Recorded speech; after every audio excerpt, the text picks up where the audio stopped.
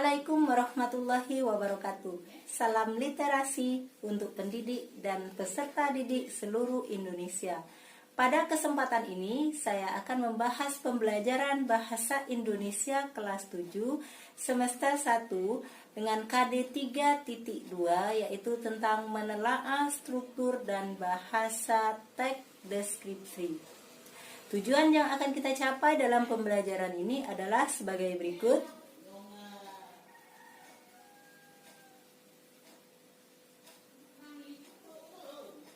Mari kita ikuti materi selanjutnya.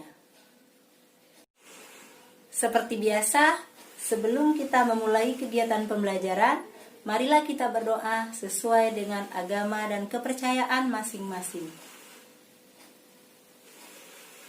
Selanjutnya, seperti yang kita ketahui, teks deskripsi memiliki 3 struktur atau terbagi menjadi 3 struktur. Yang pertama, identifikasi. Yang kedua, deskripsi bagian. Dan yang ketiga, penutup atau kesan umum. Bagian deskripsi biasanya memuat nama objek, lokasi, dan gambaran umum tentang sebuah objek. Saya mengambil contoh teks deskripsi rumah tongkonan yang terdapat di halaman 18 buku paket kelas 7. Di rumah tongkonan, penulis mendeskripsikan objeknya, yaitu rumah tongkonan, rumah adat Sulawesi Selatan. Kemudian dengan lokasi Sulawesi Selatan, kemudian gambaran umumnya dijelaskan bahwa rumah tongkonan merupakan rumah adat daerah Sulawesi Selatan. Selanjutnya, pada bagian deskripsi rincian, di situ digambarkan atau dideskripsikan, maksudnya pada teks deskripsi rumah tongkonan, yaitu mulai dari terbuat dari apa rumah tongkonan. Secara umum, ciri bahasa teks deskripsi terbagi menjadi 6 bagian. Yang pertama, menggunakan kata khusus. Kata khusus artinya kata yang sudah bermakna secara spesifik. Nah, kata khusus merupakan bagian kata umum. Di sini saya mengambil contoh nama burung, yaitu merpati. Merpati adalah kata khusus, sedangkan kata umumnya adalah burung. Jadi, kata khusus bagian dari kata umum. Nama-nama burung, jenis-jenis dari burung merupakan kata khusus. Merpati, misalnya burung bangau, burung nuri, dan sebagainya, ia termasuk kata khusus. Sementara burung merupakan kata umum. Contoh lain misalnya kata sayur. Sayur merupakan kata umum, sedangkan nama sayur yaitu bayam, kangkung, kol, dan sebagainya merupakan kata khusus. Ciri bahasa yang kedua teks deskripsi adalah menggunakan kalimat rincian.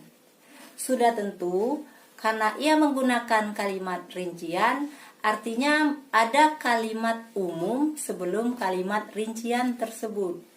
Saya mengambil contoh teks Bagas Kelinciku pada halaman 5 buku teks Bahasa Indonesia kelas 7. Di sini saya mengambil kalimat rinciannya di bagian paragraf kedua. Tapi sebelumnya saya mau mengambil kalimat umumnya terlebih dahulu. Di situ kalimat umumnya pada baris pertama, kalimat pertama, Bagas sangatlah lucu. Itu kalimat umum. Sedangkan kalimat rinciannya adalah, setiap malam dia tidur di ujung kakiku. Sebelum ku elus-elus, dia tidak akan berhenti menggangguku. Dan seterusnya. Itu merupakan kalimat rincian. Jadi sebelum menentukan kalimat rincian, kita harus cari tahu dulu di mana kalimat umumnya. Kalau saya boleh menyimpulkan bahwa kalimat rincian sebenarnya kalimat penjelas.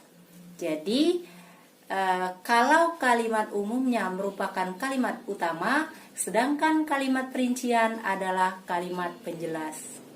Hanya beda penyebutannya saja. Ciri yang ketiga, menggunakan kata sinonim. Sinonim adalah kata yang memiliki makna yang sama atau hampir sama. Nah, teks deskripsi menggunakan kata yang bersinonim dengan jenis kata sifat. Kata jernih. Jernih sinonimnya bening. Nah, tetapi pada teks tersebut penulis atau pengarang menggunakan kata jernih dalam mendeskripsikan objeknya, yaitu kelinci.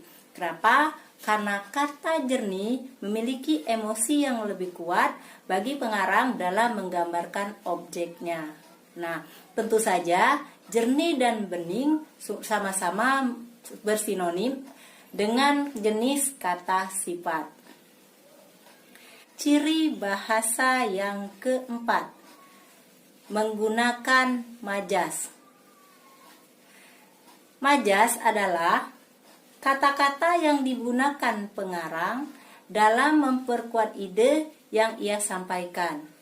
Tentu saja pengarang di sini menggunakan majas atau gaya bahasa untuk memperkuat pendeskripsian objek yang dia sampaikan.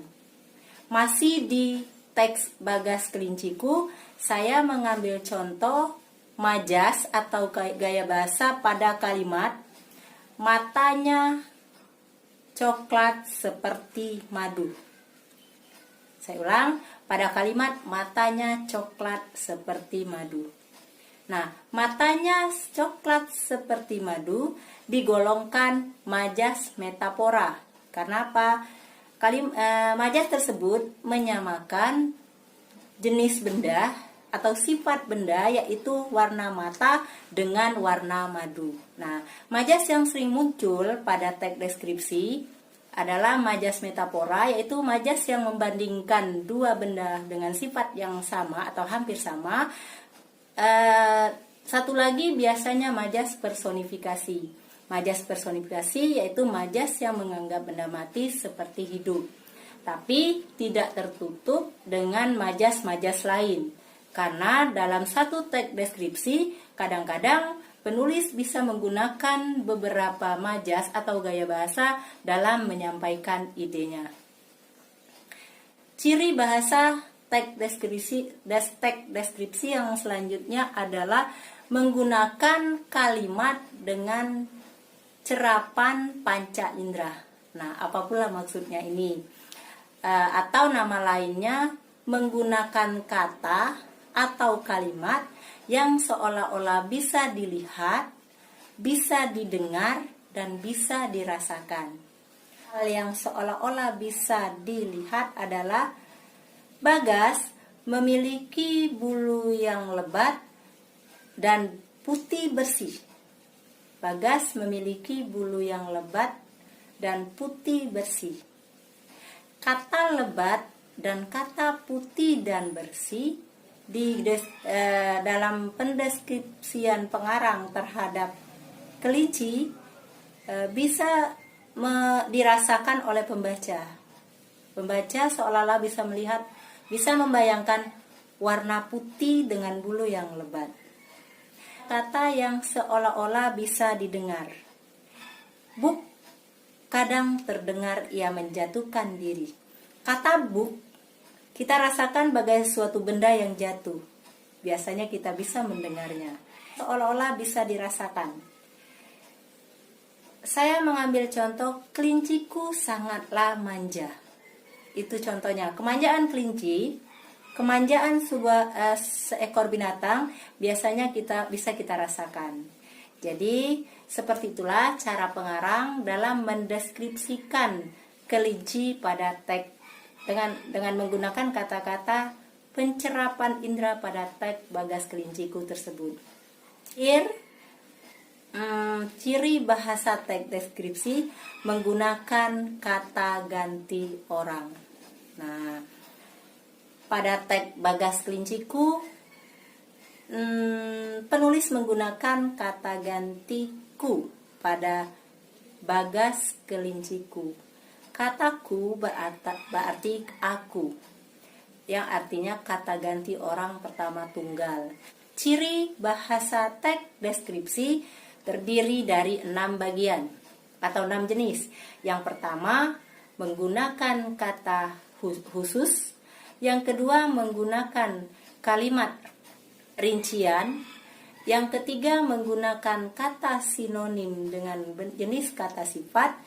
Kemudian yang selanjutnya menggunakan majas atau gaya bahasa. Selanjutnya menggunakan kata-kata dengan cerapan indera atau kata-kata yang seolah-olah bisa dilihat, bisa didengar, dan bisa dirasakan. Dan yang terakhir menggunakan kata ganti orang. Saya rasa sudah cukup jelas apa yang saya sampaikan mengenai materi kita.